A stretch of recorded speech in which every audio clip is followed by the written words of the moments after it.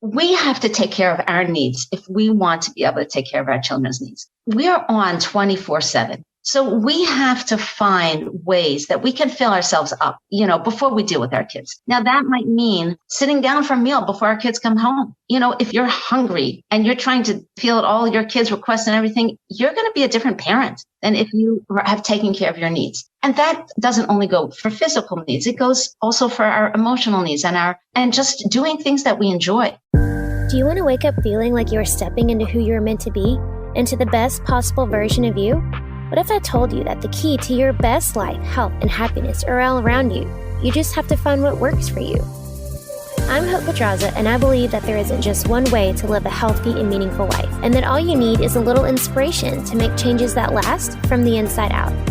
Each week, I'll be sharing tangible tips and inspirational interviews to help you on your journey.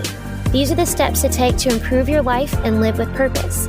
This is Hopeful and Wholesome.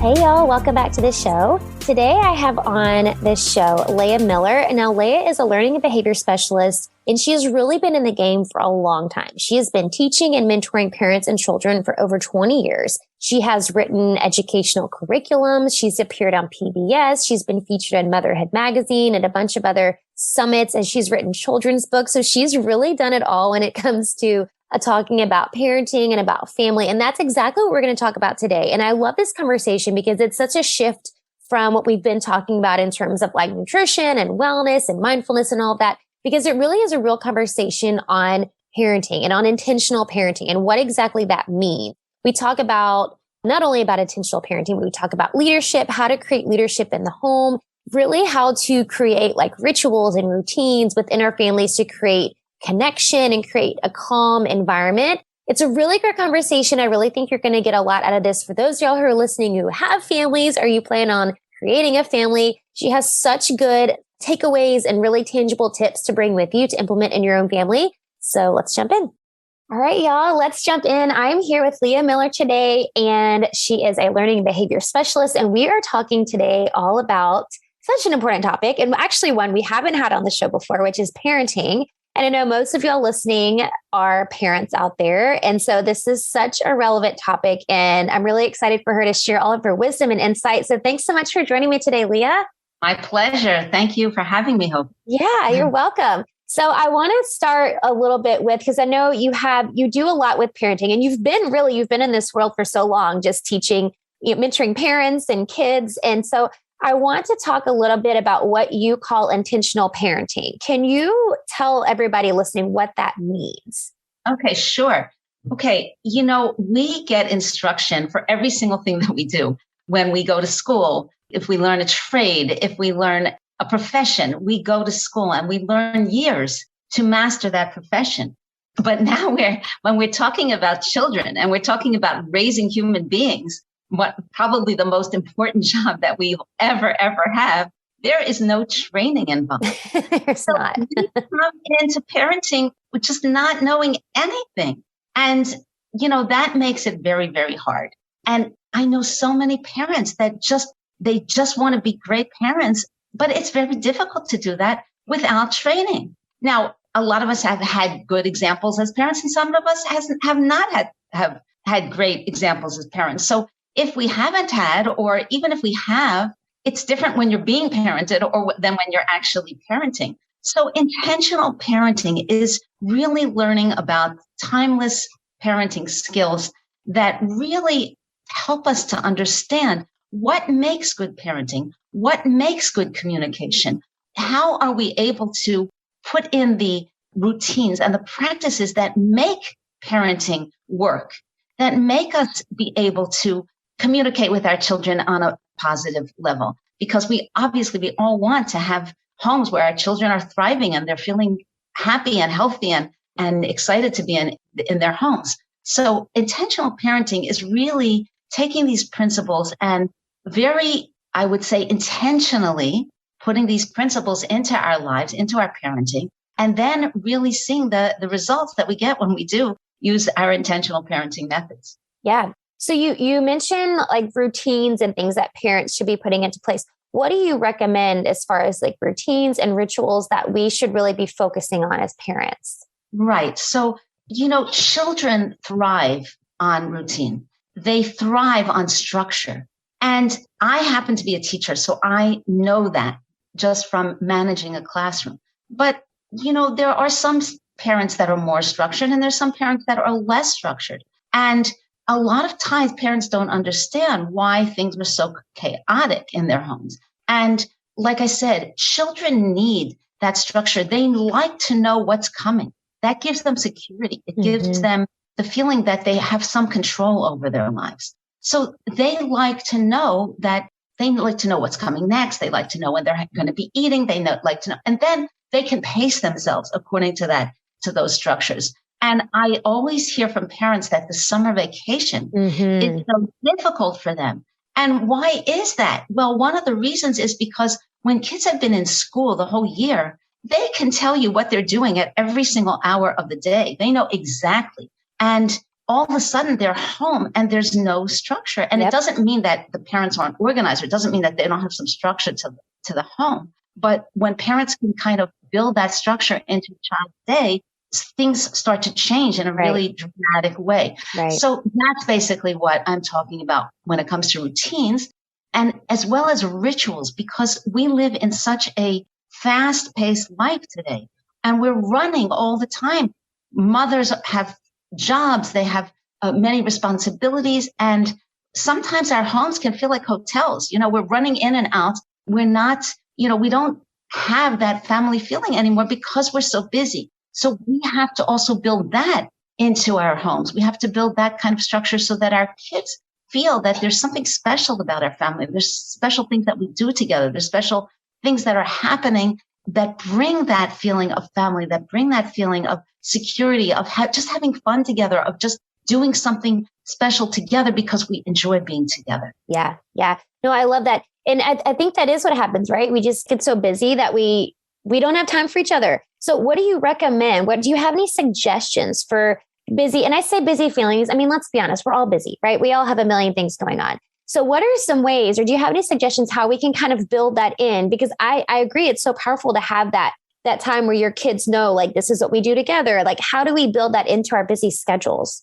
Right. So again, it's very hard to say because every family's schedule is different. But one thing that we know, and we know through research, that having dinner together tonight, every night as a family, it's amazing. I think I read somewhere that teenagers that have had dinner with their families every night are much less likely to get into risky behavior than teenagers that haven't had that. Yeah. So it's amazing what just having dinner together every night makes for the family. Now, but today we have the problem of, well, a lot of times even the mom is not home for dinner. Right. And certainly, it's very hard to accomplish that today. So what do? We have to find some way to build some kind of ritual or structure into our family where we're just enjoying each other's companies.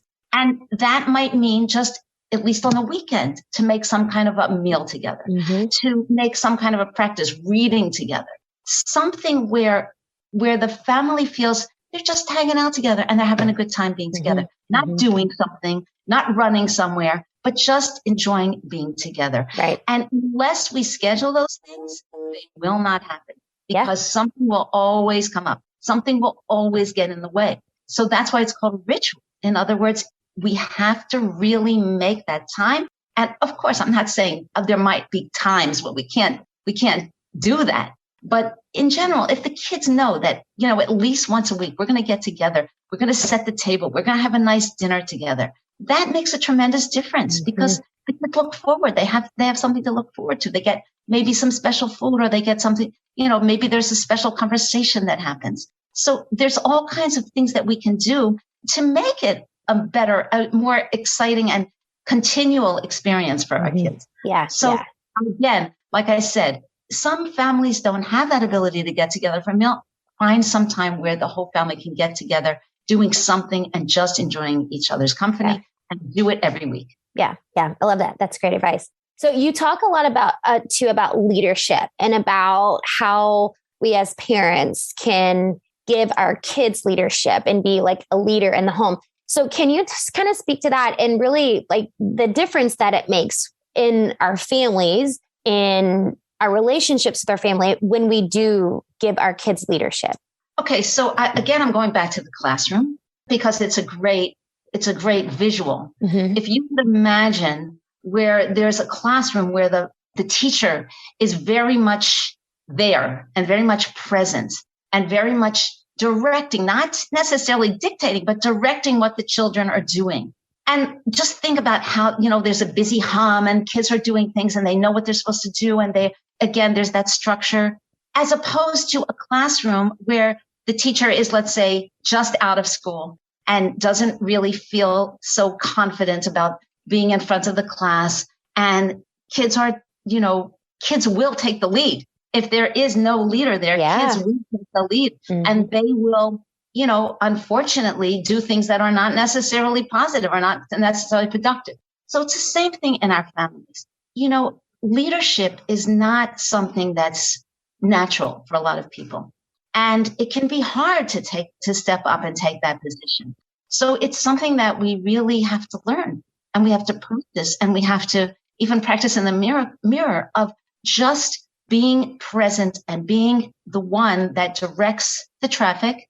That, in other words, not in a way that doesn't give our kids freedom or doesn't give our kids ability to explore things that they want to explore. But there has to be someone stepping up to that leadership position where the kids know this is the leader of the family. And you'd be surprised how it is difficult for many parents to do that. Maybe they didn't see that in their own family, or maybe they're just very not used to being in that position. Whatever they're doing has never come on that before. And so a lot of times they feel like very overwhelmed with their families and being in that position. Mm-hmm. So again, it's just a question of realizing that's a really important thing to be for their family, and then just taking the steps and learning, what does it mean to be a leader in my family? How can I be more there for my children? How can I more direct things and make sure that they go in the way that is smooth running for everybody? Mm-hmm. Yeah, that's good. So what do you recommend? Because you mentioned this a couple of times now, for those who, they didn't have the leader in the family. Maybe they didn't have parents who were present, right? Maybe they had sort of an unconventional family where their parents were around, or they were raised by, there's multiple situations there when people don't exactly feel, I didn't have the best example of parents and parents who do these things. They're leaders. They were there. What do you recommend for people who are parents that they don't have an example to go by? Like they didn't have that growing up, and they're like literally like starting from scratch. Like I have no idea how to do this. I didn't witness good parenting. How do I do it? So that's a really great question, because that's like the $1 million question, right? And I would start by explaining about myself. I was an only child, and I thankfully had very good parents, but I was an only child.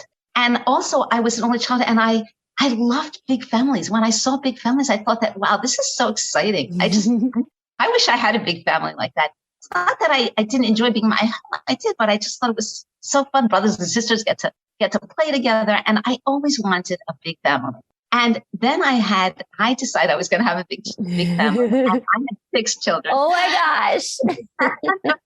And, it was really trying. Like I had never really seen anyone being parented. And I really wanted to be a great parent. So I really made a big effort. I just got my hands on every single parenting book that I could read. And I watched other parents, and I really took it very, very seriously. And I went to parenting classes, and I even went to, I got so into the idea of parenting that I went to an institute to learn how to be a parenting mentor. That's awesome. Yeah. So, it didn't happen overnight. Mm-hmm. I definitely struggled, but I wanted it so badly that I just learned everything that I could. Mm-hmm. And again, it's a lot of trial and error, and every kid is different and every family is different. But I do believe that with real, like I said, intentional parenting and working on ourselves, it's really all about working on ourselves as moms and just getting more information. I believe that every parent can do it. Again, it doesn't necessarily, we have certain triggers that we've learned from our parenting. And sometimes we have to step back and say, oh, why am I doing this? Or is this really the way I want to parent? And yeah, I think having a mentor is great for anything like that. and reading. There's so many great books out there today. And that can be sometimes confusing because there's also so many different theories and philosophies. But I think that, with concerted effort, I think parents can find the way that works for them and really change some of the patterns that they might not like and begin parenting in a new way. Yeah. And that was going to kind of be my next question because, as a parent, my husband were just talking about this not too long ago, like you pick up things where, you always say like, well, I'm a parent, I'll never do that. And then you find yourselves doing it and you're like, no, like, I don't want to do that. So do you have any, I don't know if recommendations is the word, but like, those patterns where you're like, and not that, there's obviously some really dangerous patterns we don't want to, but also patterns where you're like, I don't want to do that to my kid. Like, I don't want to parent my kid like that. What are your recommendations for kind of like breaking the cycle, right? Like breaking the patterns that we experience as kids? Right. That's a great question. I think that one of the things that I recommend is that we have to kind of be observers in our homes. Mm-hmm. And we have to kind of take a step back sometimes. So if, let's say we say, for 3 days, I'm just going to observe. I'm going to try not to be too, obviously our kids are killing each other. We're not going to, right? But try to be more on an observer side and try to take a look and see what's going on. What is triggering me? What is going on when my kids start fighting, or what is going on when my kids start, being really cranky and whiny and those things that trigger me. When is it happening? Could I put in a routine that might make that transition a little easier? Could I give my child a warning to let him know what's going to happen? Could we sit down and put together like a checklist of things that we need to get together before bedtime? Could I ask my kids, would you rather do homework when you come home, or would you rather have like a little playtime and then afterwards do homework? So you're kind of getting their input. So I think all of those kind of things, taking a look and seeing what are those things that are triggering my kids? What are those things that are triggering me? And really, I have one of my freebies is to actually, I give a little planner and parents can kind of record that on their, and then kind of take a look at it after a few days and just even maybe sit down with a spouse or a friend and say, I'm finding that this is what's happening in my home. Do you have any ideas? Like, could you brainstorm with me? And, do you have any insights? And, maybe talk to, a spouse, a few friends, maybe your mom, and then get different people's ideas. And then maybe start to make small changes, like one at a time, and see if something works. And, a lot of times a parent will tell me something and I will very much relate to it because I've gone through that myself. And then, when you talk to your friends or you talk to mentors, like they've gone through a lot of things that you've gone through. So sometimes they have suggestions that you might not think of. So again, it's trial and error. Yeah. But I think it's more about becoming aware. And then once you're aware, then you can try different solutions until you hit on one that works. Yeah. Yeah. No, I like that one. I like you made a good point about asking for help. I think that's one thing that, which I don't know why we think that, because we're all parents and we're all trying to figure it out. Like you said, there's no manual that you don't get training. They just send you home with a baby and you figure it out, and we're so afraid to ask for help or get ideas where it's like every parent's been through all of it. So I think that's a good point too, is just like, talking to other moms and friends who are moms and getting ideas from other people and what worked and not being ashamed to ask for help or advice or tips or whatever, And also to realize that, everybody's going through this. It's not just exactly. A lot of moms feel so alone. Yes. They feel like they're going through this alone and nobody understands them and their spouse doesn't understand them. And, that's really, like you said, when we reach out and we try to get some help, a lot of times we do get to places that we never thought we would get to. Exactly. Yeah. It's just being willing to ask for help and receive the help that people are offering. Yeah.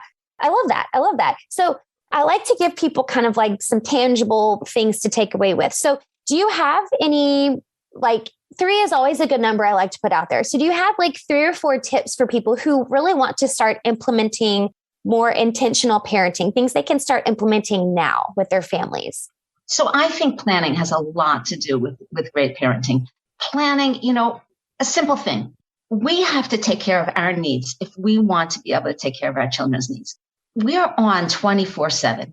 So we have to find ways that we can fill ourselves up, before we deal with our kids. Now that might mean sitting down for a meal before our kids come home if you're hungry and you're trying to field all your kids' requests and everything, you're going to be a different parent than if you have taken care of your needs. And that doesn't only go for physical needs. It goes also for our emotional needs and just doing things that we enjoy. I think it's really important. I always tell this story of I had a friend. She was older than me when I was raising my kids. And she told me that every Thursday afternoon, she would get a babysitter. And that was her special time. And she would go out and she would do whatever she wanted. She might go to a class. She might go shopping, whatever it was, but something that would fill her up. And then she had something to look forward to every week because she knew she was going to get her time. And that gave her something to look forward to.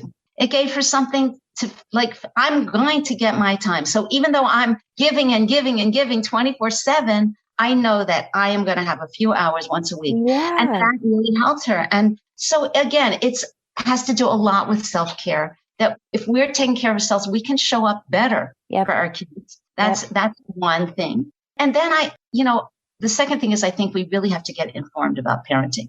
We really, like I said, we don't get training. It's a really hard job. We're raising a human being. It's not a simple job. And we have to really recognize that. And, anything that we can read or any information that we can get, or there's a lot of parenting groups out there, that people can join, and getting information, reading.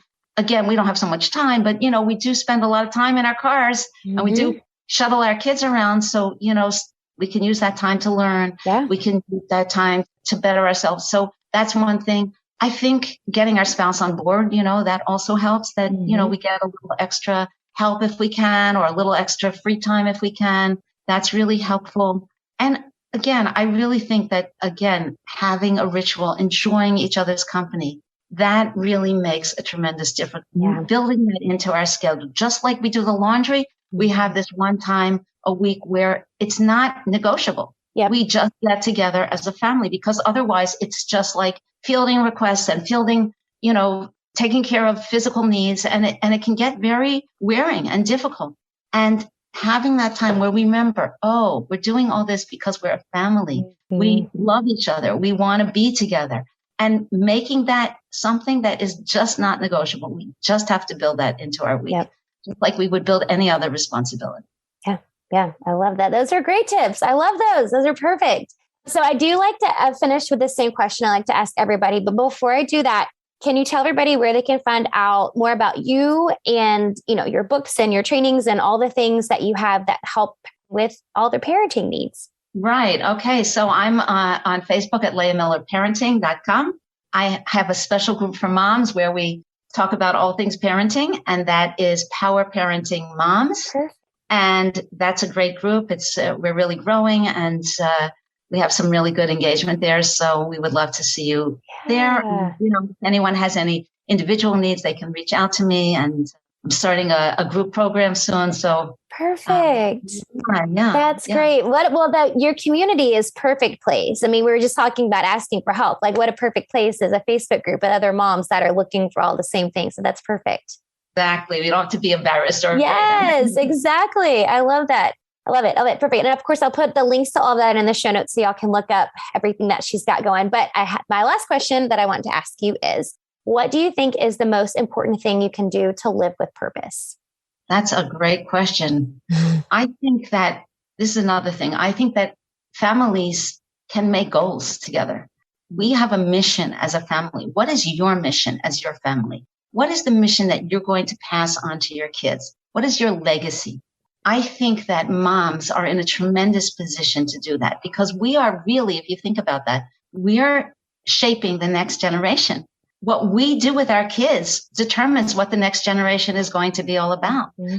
So I think that every family should have a mission, and that's going to be different for every family, and I'm a little bit humble to tell people what their mission should be. But I do think that we should give it some thought. We should give the thought about what we want our family to stand for. What do we want to give over to our children? What are the important values that we want to give over to our children? And when we do that, and our children will echo those values, if we are so important and influential. Sometimes we don't realize the power that we have as parents. Mm-hmm. And So I think it's really important for every parent to think about that and then to really work on that with your spouse or, if you're single mom, what do I want to give over to my family? And you'd be surprised the kind of things that last with your children because you were so intentional about it and you gave that over to your children and you emphasized it over and over again. That sticks with kids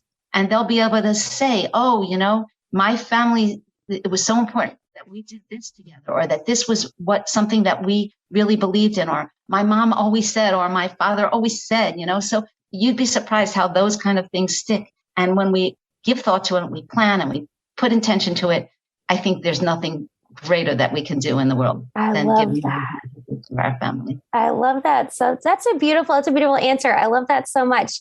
And I don't even have anything to add to that. I just love that. And what a good question to ask yourself is, what legacy do you want to leave your kids? I love that.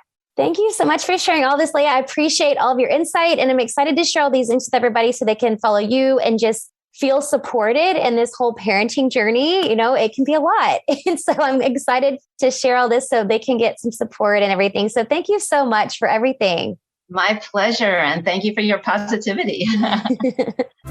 Thanks for listening to Hopeful and Wholesome, y'all. If you found value in this week's episode, please subscribe on iTunes or wherever you get your podcasts and leave a review to let me know what you thought. I love to know what you find useful in these episodes so I know how I can provide the most value I can to my listeners. And if you have topics that you want to know more about, I'd love to hear those as well. So shoot me a message on Instagram, Facebook, or LinkedIn. It's @TheHopePedraza or visit my website, hopefulandwholesome.com. Thanks, y'all.